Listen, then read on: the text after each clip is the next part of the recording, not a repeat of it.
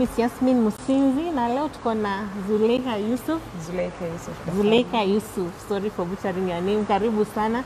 Na leo tunaenda kuongelelea about gender-based violence. Sexual gender-based violence. Ni vitu zimekuwa zikifanyika. So sad, mali tumefika watu wameanza kuzinormalize, unasikia sijui nani alifanyiwa hivi, unaambiwa ni sawa tu. It's not normal. SGBV, it's not normal. That's why we are here. Tunataka kuhamasisha, tunataka kuwafundisha, tunataka kuelezea ili mtu ajue si normal. It's not normal. It's not normal at all. Awe ni mbaba anafanyiwa ama ni mama anafanyiwa, sexual gender-based violence is not normal. Sasa Zuleika Yusuf, karibu. Asante sana. Utatuambia majina yako, unafanya nini, alafu hii ni free show, sawa? Yeah. So unaongea Kiswahili, English, Sheng, any can do. Yeah, any can do. Ama unaweza ongea hata lugha yako ya mama, tutaandika hapo chini. Kama zile movie zake nini, una watch, unasoma hadi hapo chini. Okay, sawa. Karibu. Asante. Kwa majina najulikana kama Zuleika Yusuf Dafala. Yes. Natoka kwa ushirika inaitwa Women Beyond Borders. Na tukiongelea juu ya SGBV, mimi ni victim. I am a victim of SGBV. That is why nimeamua nataka kukua voice kwa wale voiceless. Yes. Sawa, karibu. This is the best platform to air this. Sababu hii ni platform ya mayouth. Alafu saa hizi issues mingi sana zinaguza mayouth kwanza. Sababu mayouth ndo wengi. Unaona? Hata ukiangalia mtaa yetu ama mtaa yote, Kenya generally utapata mayouth ndo wengi.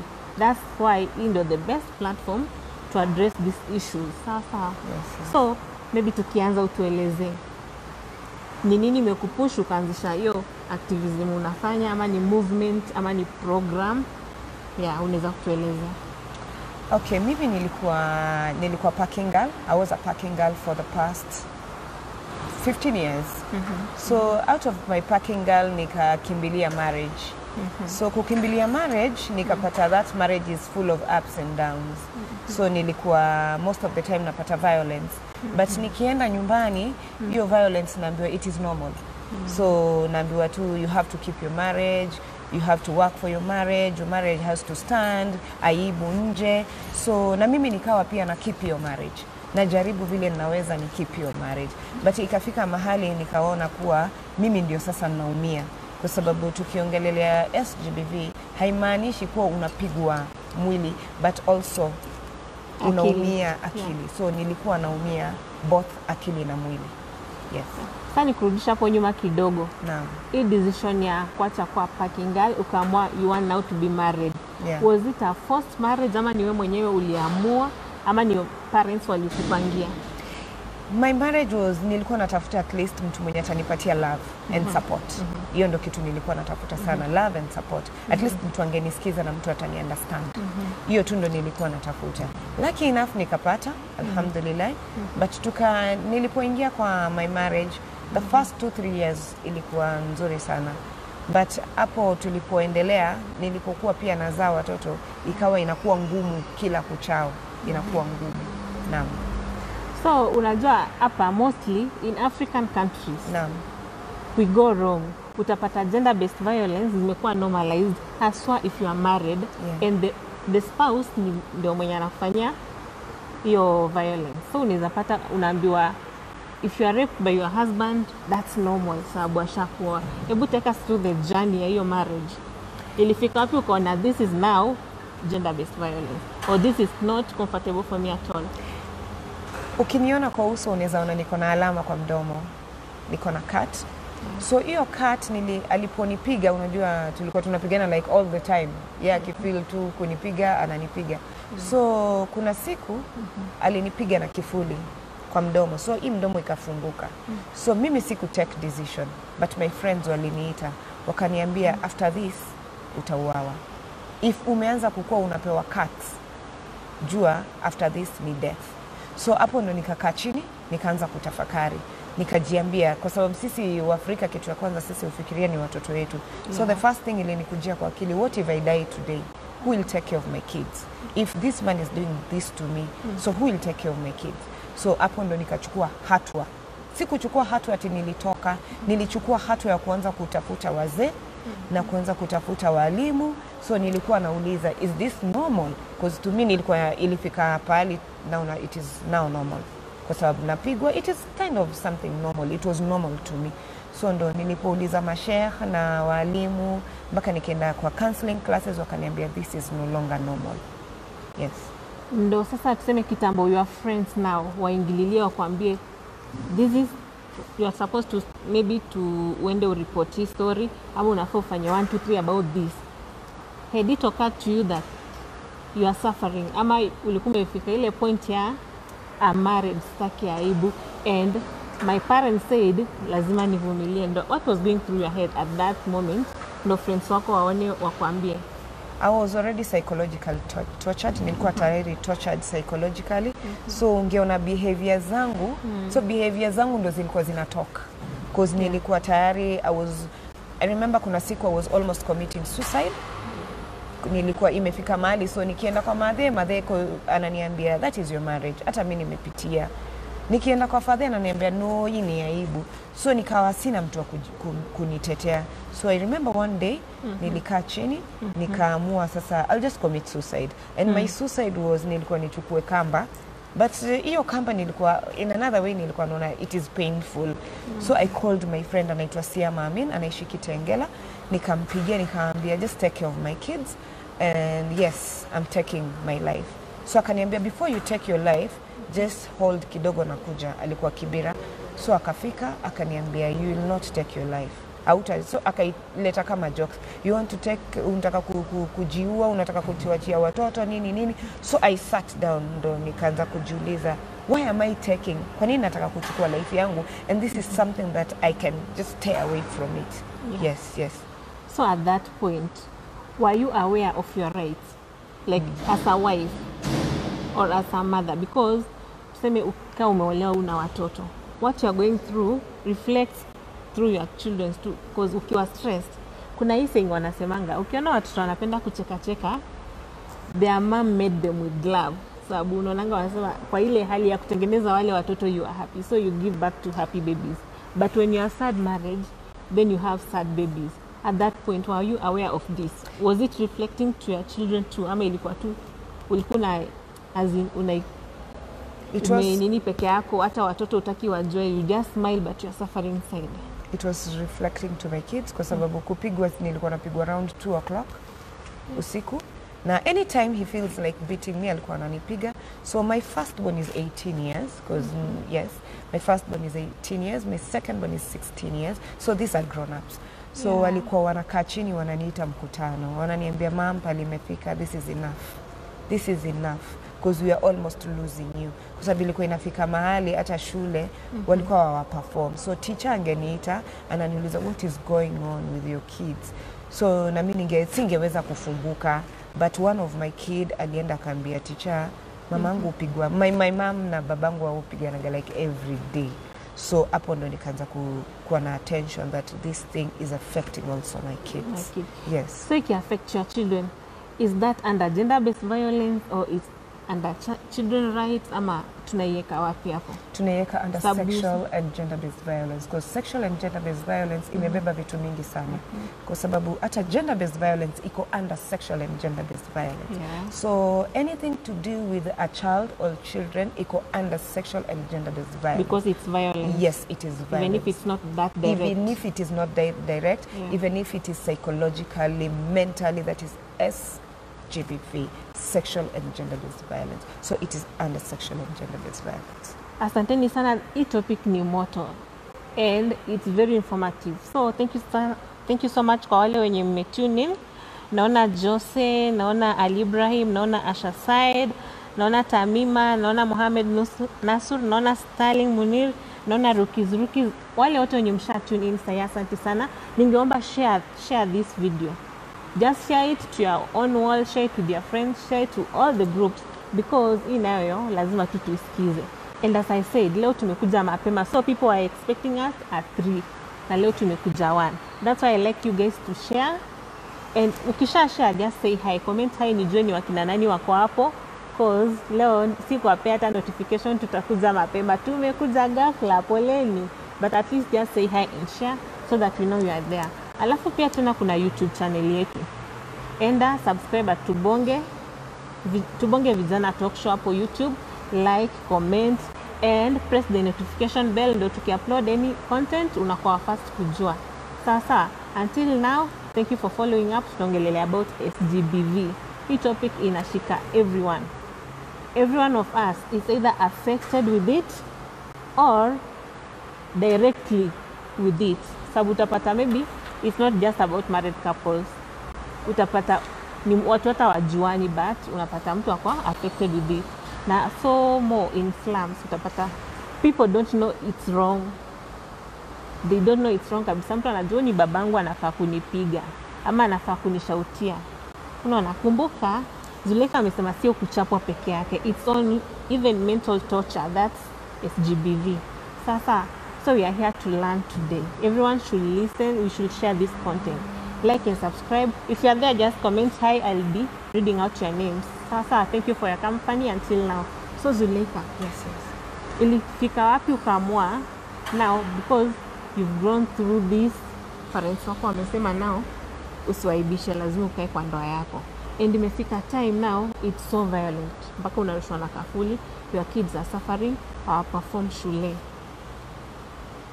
Ilifika kiwango gani ukaamua now I have to go out and start talking about it, or did you take time before you started talking about it? No, siku take time. Actually, it was last year, October. It was after my birthday, 14th. So my friends walikuwa wamekuja. So walikuwa wananicheer, just trying to cheer me up. So ndo hapo nikaanza kuongea that very day on my birthday last year. So ndo nikaanza kuongea, nikaanza kuambia, because one of them was almost getting married. So ndo nikaanza kumwambia marriage is good and this, but when ukianza kuona tu mwanaume ameanza kukuslap or ameanza kukutusi or ameanza just funny reactions, just take a step. So hapo ndo nilianza. So hapo wale wakaniambia, Zuleika, this is something good, and since it has happened to you, there is somebody somewhere, maybe in Katwekera, maybe in Kisumu, maybe in Moyales, everywhere. Maybe there's somebody passing through this. Na hana voice. Hapo ndo nikakaa chini nikasema, I have to be a voice of someone. Yes. So you started from the birthday, or from the birthday you just opened up? From the birthday, I opened up and I took my journey. Then from the birthday you came up with an idea, then you formed something, ama you did it alone? First I started doing it alone. Hapo pia nikatafuta ushauri from friends, wakaniambia I cannot do this thing alone. So hapo ndo nikafungua a project known as Women's Worth Association. So Women's Worth Association haikuenda vizuri sana na mimi. So nikaamua kutoka. Ndo nikaamua kufungua Women Beyond Borders Association. So Women Beyond Borders Association namaanisha sitakuwa limited only in Kibra. Nitakuwa natoka like yes, like ukiona my Facebook account 2 weeks ago I was in Ethiopia, and ukiona tena I was in Isiolo. Just try to talk about this thing. Just try to see how wanawake wanapitia nini, na pia tunaweza sema pia wanawake, also men are passing through SGBV.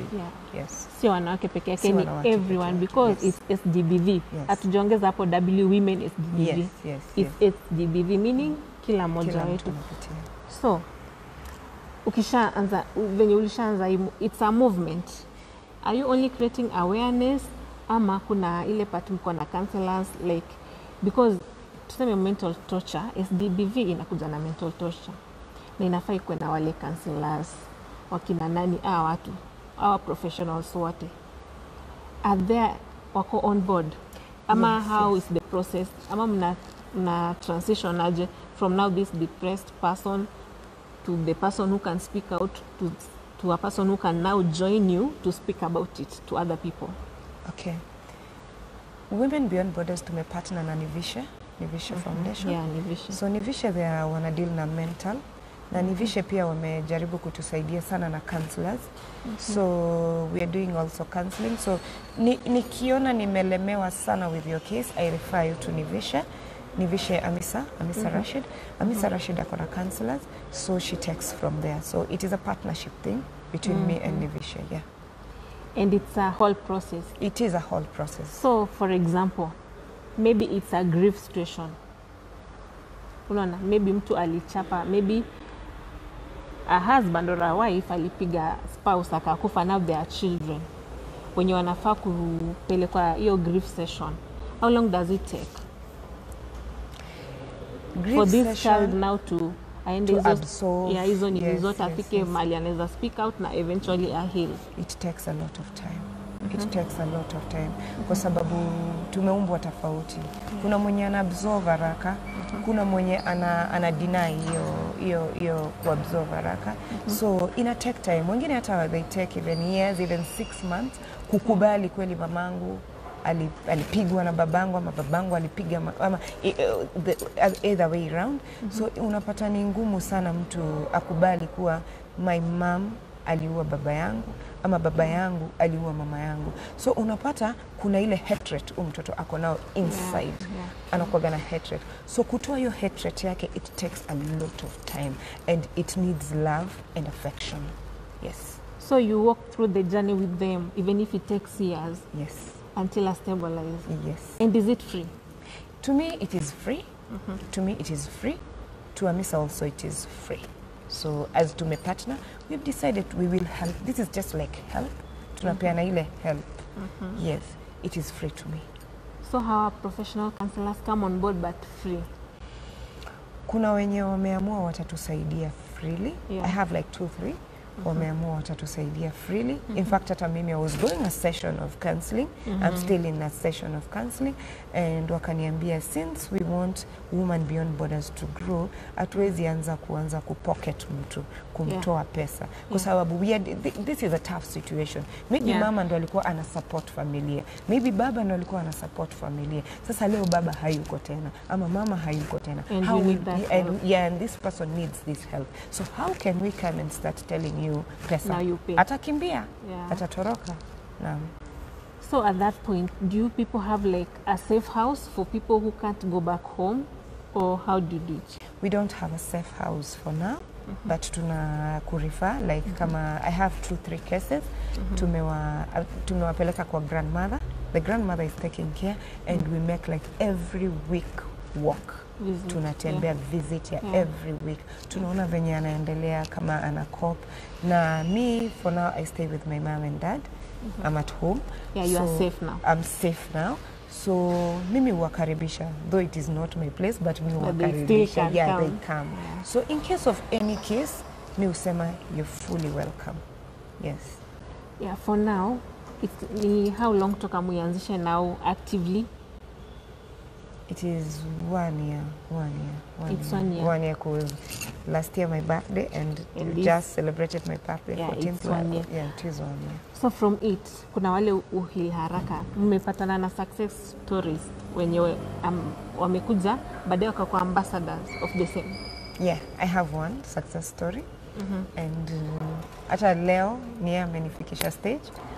Yes. I have one success story and amenibadilisha jina, ananiita mom because the mom passed. Ananiita mom. So it is a success story to me. It is a success story. In future, like let's say, would you like to partner with big organizations and is not the same like Haki Africa? For example, if you reach out, because with them they are they are well informed, but they are at a good point financially. Yes. Would you like to partner with such people? Yes. I would like to partner with such people because at least for them, unajua dealing with a gender-based violence case, unahitaji police stations, hospitals, you need lawyers, you need una need big support. So yes, I would love to partner with this kind of big projects. Do you have like a physical office ama wanakureach aje watu wenye wanataka kutafuta? Kunireach unanipata Zuleika Yusuf Dafala. Zuleika Yusuf unanipata. Most of the time nakuwa very active Facebook. Unaweza nipata pia kwa namba yangu ya simu. I think naweza peana namba yangu ya simu. Yeah, it's okay, unaweza peana. 0769 600 539. You can say that again. 0769 600 539. Anytime you can just call. So in this case, do you have like now gender balance in these cases? Uko na male and female, or most of them are women? The problem with men, they don't come out. That is one problem with men. They don't come out. Wao husema wanakufa kisabuni. Wanakufa na tai. Which is so wrong. It's so wrong. It is so wrong. Wanakufa kama there's one nili happen kummeet na nilikuwa nimeenda kummeet a friend. A friend wakani connect naye but aliniambia anakufa na tai shingoni kama afisa. So bila aliponiambia in like 2-3 weeks ago he lost. Alikufa. So unaona alikufa na tai yake shingoni. So it is one kind of a sad scenario. Yes. But now do you do like reach out sessions? Yes. And outreach somewhere so that you create awareness now for men only. Sababu pia wataona hapa kuna wamama wataenda kututangaza. Do you have like male people that you work with that do outreaches for men people who wouldn't want kukuja waseme wamama wanakuanga na udaku watatutangaza because he has trust issues or something? Men, most of them wanani reach out kwa Facebook. Face to face wanaogopa. Wengine bado ni kama wana that full trust. So wanaona ni kama unaweza enda kusema mwanaume anapigwa, unajua ama I can just share something with you. Yes, please do. 2 weeks ago, kulikuwa na mwanaume, we were just having a chat with him. Tulikuwa tunaongea. So tulipokuwa tunaongea, akaniuliza, Zuleika, you do SGBV? Nikamwambia, yes, I do SGBV. Akaniambia, do you know I'm a victim? Nikamwambia, can we talk about it? Akaniambia, yes, we can talk about it. So tulipokuwa tunaongea, akanionyesha cuts kwa migongo. Alikuwa amekatwa na kisu, yes. So he's undergoing a treatment because nilimlink with a friend, a guy. Also nikamlink naye kwa sababu ilikuwa ngumu sana kwake kuniambia venye ameumizwa. But the guy also, my friend akaniambia, Zuleika, this man ameumizwa vibaya sana kwa sababu alikuwa anavutwa mpaka sehemu yake ya siri. Ilikuwa it was so bad. Yeah, it was silent. Unaona alikuwa anakufa kisabuni. So but now I think he is coming out well and he's talking, anaongea. So I think he's also one of my ambassadors. Wanaume, hiyo story ya kukufa kisabuni inafaa tuache leo. For real. It's not funny. It's not nice. It's not even moral to yourself and to others. Because utapata, if we lose you, we lose so many other things. Everyone is important in our society. We don't want to lose people because they just don't want to speak out. Please share this information to every man out there. Tunatumia hii platform kama outreach.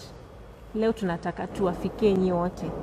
If you are going through anything that you know it's not right, you need some help.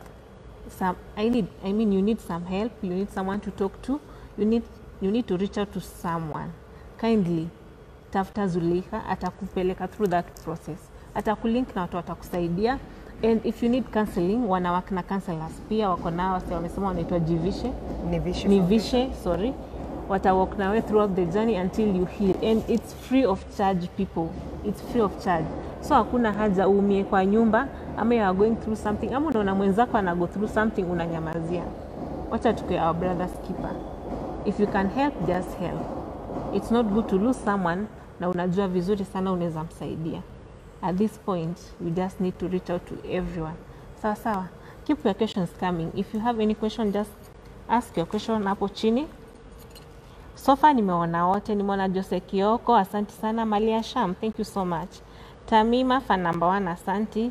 Junior Mwendwa, thank you so much. Rehema Yusuf, thank you so much. Farida Kamis, sponsore, asante sana. Kuna Ali Ibrahim, Rookies, nilikuwa nitaka kumention lakini kuna bahati nimekumention mara mbili. Thank you for watching. Keep on sharing this content. Wacha iende viral, let everyone learn. Sababu tuko hapa kuelimisha kila mtu. Kama unajua kitu ambayo itasaidia mwenzako, it's just fair that you share and it's free of charge. Services zao ni free of charge. Sasa let's go pia pale YouTube, subscribe, like, comment and share. Let everyone be part of this movement. Hii Vijana Tubonge platform, it's a movement. We want everyone to talk bila kukua judged. Ukikuja hapo useme I'm going through this ama I want to do this, hakuna mtu anakujudge because it's a safe space for every youth. Sasa Zuleika, Yusuf. Now we go back to that point ya watoto. Nikurudisha nyuma kidogo. How are they now? How are they picking up? Ama washasahau? Or what goes through their mind? My kids, they're picking up. But kuna time inarudi. Sasa zile sana sana wakiona I am kind of sad, wanakuja wananiambia mom, what's wrong with you? Hope you're not going ufikiri ile mambo umepitia. So to me I think there kuna step to make because sometimes I sit down with them and mi waambia that is my past but lazima tuone future. So tukiishi sana tunafikiria our past, we will not see our future. So yes. So I think now tunaanza kukop, but niko na mdogo anaitwa Yusuf. Yusuf is not coping. Yusuf hata akiona tu hata nalia matanga, yeye anajua ni babake alinipiga. Hata kama ni matanga, hata kama ni movie nalia, for him it is baba yake. Yes. Everyone that happens to you ni baba yake. So yeye uniuliza, umepigwa na babangu? So I'm like, no, nalia juu ya movie. Ama nalia tu friend yangu amekufa ama yes. But and now for the perpetrators. Tuseme these people. Is there any help that they can wanaweza pata? Pia wapelekwe through the process now. Maybe kuna vitu ziliwafanya wakwe mentally unstable, now they are wanazitolea kwa watu wengine. Wanasemanga maybe mtu akifanya kitu mbaya anaitolea kwa mtu mwingine. Yes. Is there like a program then our perpetrators, apart from by the way, wengi wanashikwa wanaenda jela. Now apart from jela, is there mtu akianza kukuwa violent kidogo, is there a session ama something, I don't know what it is, wanaweza pelekwa through now wakuje kwa better people, wasikuwe violent, wasikuwe wananini watu mentally? Yes.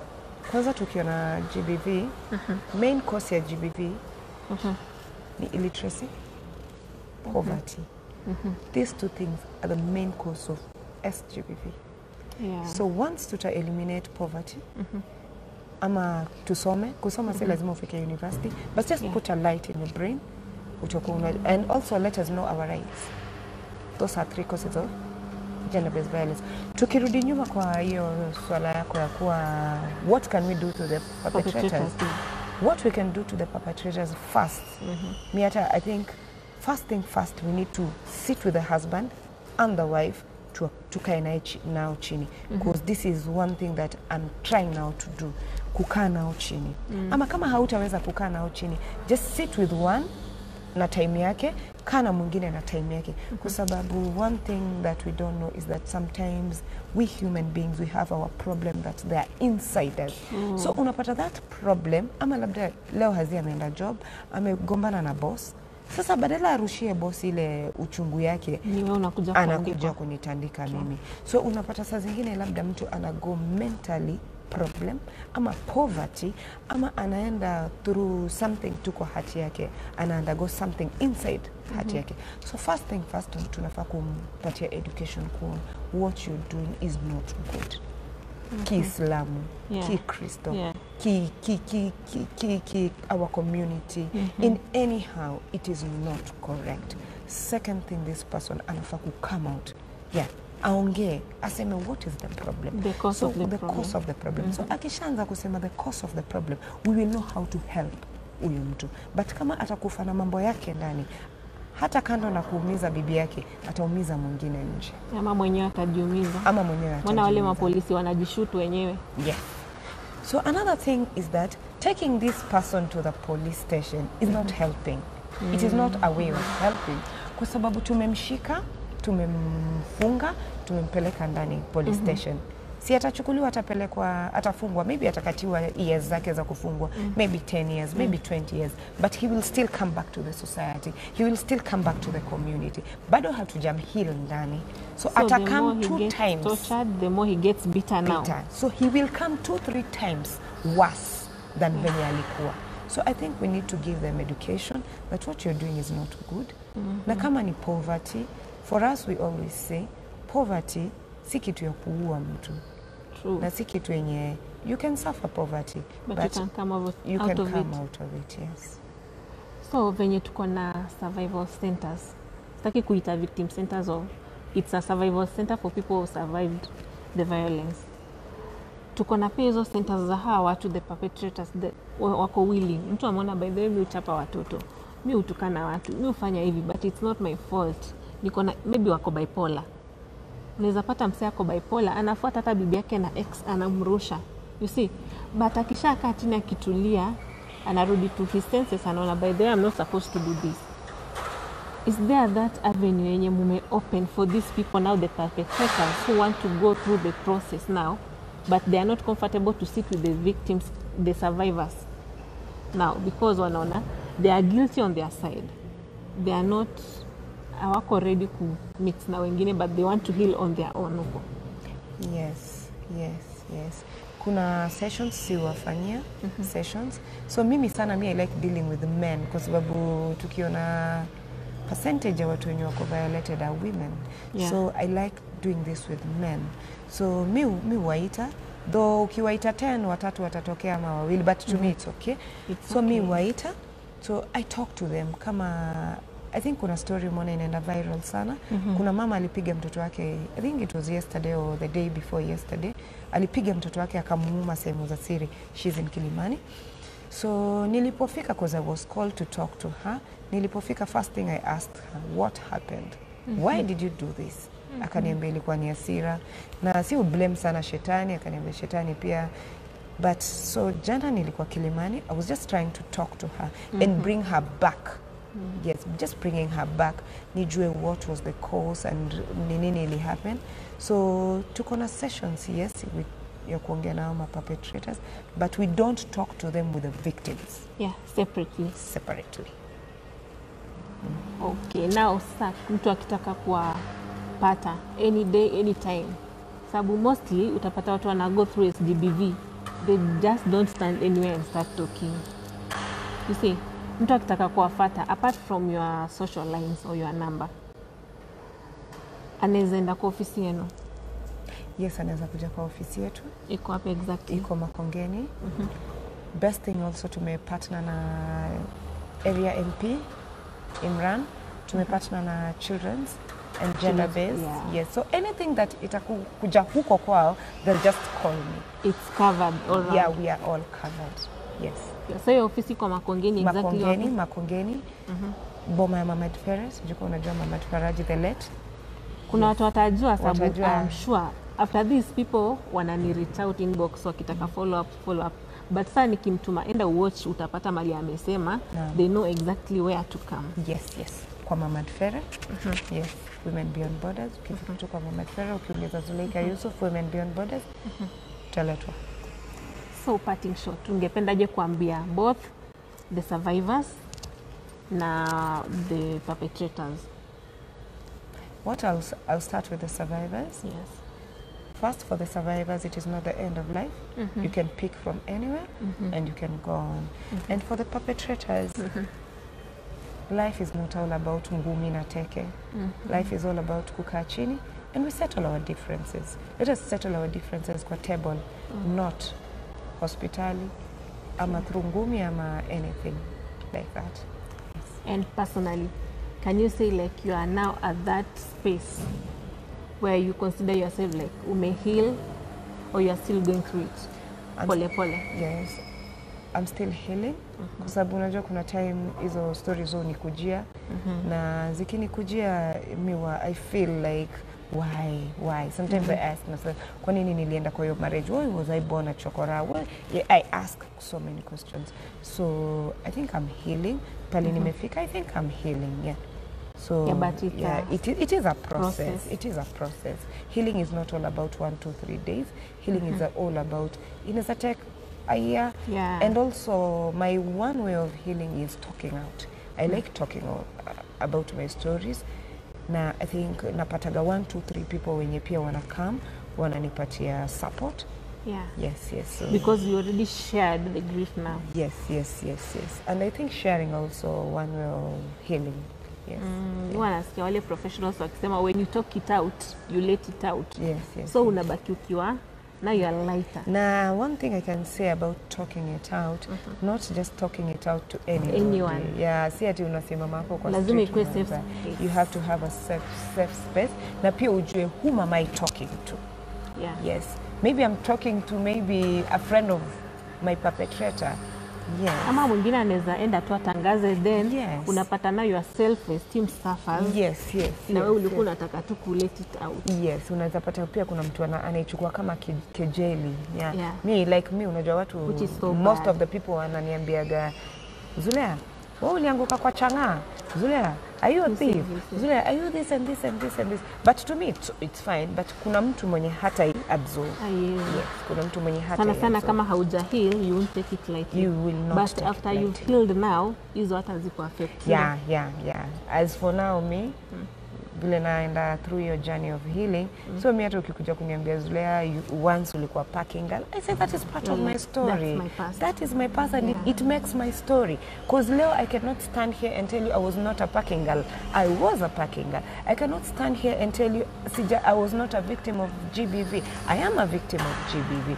So I am absorbing it. Yes. And but usichukue hiyo kejeli kwa just anybody else. We are sharing it because we want people to learn through our journey. Not to do what we did.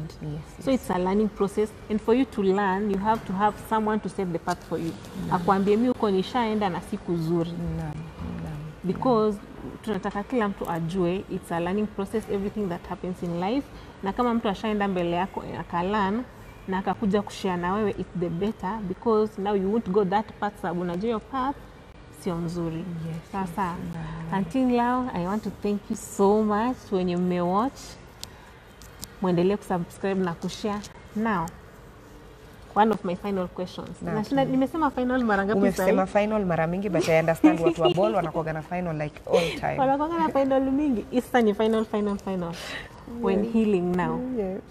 Is it okay to still hate the perpetrator?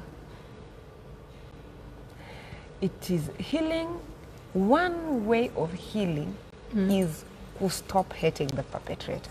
You cannot heal as long as una hate your perpetrator. Yes. Healing is let go.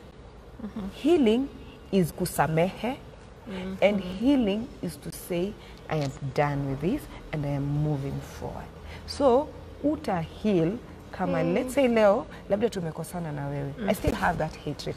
And hatred is one way to show that I am not healed. So leo nikiwa bado namchukia, then it means I'm not healed. So yes. So lazima mtu go through that process. Then it's not easy. It is not easy. It's not easy, but lazima tu ifanye for your own sake. Yes, it is for your own sake. Imagine mtu amekufanya all that, but now you have to reach a point yenye you don't hate that person at all. You don't feel bad ukimwona. It's a process. And because watu ni life ni yako, ni wewe unafaa ujipende kwanza. You have to go all through that process ndo heal. Na unajua one thing is that ukiwa hauja heal, you'll also turn to be a perpetrator. Which is very bad. Usipo heal utataka kurevenge. Yes, utataka kurevenge, which is not good. So the first thing first, start by forgiving. Forgive, forget. Then start life. Your journey now. Your journey. But if you don't forgive, you don't forget, trust me, you will always be there. You end up the same You way. will just be there. Hautakuwa umefanya anything, but utakuwa tu you una create enmity inside you. You're fighting with yourself. Yes. Which is so bad. Yeah. Nisikia venye hii show iko informative. Weka tu hapo nasema ule siwezi muongelesha lakini nilimsamee. Uongo. Go through the process. Samea huyo mse. Don't do what that person did to you because we want to have a better society. We want to be the greater people. Because we forgive, we learn, and we move on. We be the better people. We speak out, we help, we reach out to those people when you wanaenda through these things and they don't even know they are going through things. Sababu kuna wale wamefika mahali wako like, alinipiga kofi akilewa ananipiganga, that's so bad. Unaona umefika point ya usha give up, akinipiga ni sawa. Hadi inafika mahali leo hakunipiga, no, it's not okay. Usimkumbushe leo hakunipiga, it's not okay. Seek for help, na help yote imaanisha ati muachane. That person anaweza saidiwa. Yes, anaweza saidiwa. Anaweza na akakuwa better person. Aache kukupiga na mkue na familia mzuri. All SGBVs doesn't end up to divorce. Sababu divorce ndo pia watu wengi wanaogopa. Hata dini yetu pia hairuhusu. Mwenyezi Mungu mwenyewe hapendi talaka. Na hatuko hapa kwa advocate talaka. So you and your partner can go through the process, akaacha kuwa perpetrator, akakuwa a good person, na wewe mwenyewe ukaheal and you can live happily after. So kila mtu anahitaji help. It doesn't mean that ukienda kusema utaambiwa toka. No, kila mtu ako na ile second chance. Everyone, sasa hiyo itakuwa past yake pia. Sawa, ningependa kuwashukuru sana watu wote wenye wametuwatch leo, watu wote wenye wamekuwa wakitusponsor, sana sana Faham Bakers. She has been with us ever since. Amekuwa akitusponsor our shows, all the shows. Na everyone mwenye ujai testi keki, sijui unafanya nini na maisha yako, because they are the best in town. Tuko na Lancet wakiwa our main sponsors, na kuna nyinyi pale wenye mnatutizama, wenye mnatusupport, wenye mnafanya to create more content. We are here because of you guys and we want to thank you. You never fail us. I've been your host Yasmin Musinzi.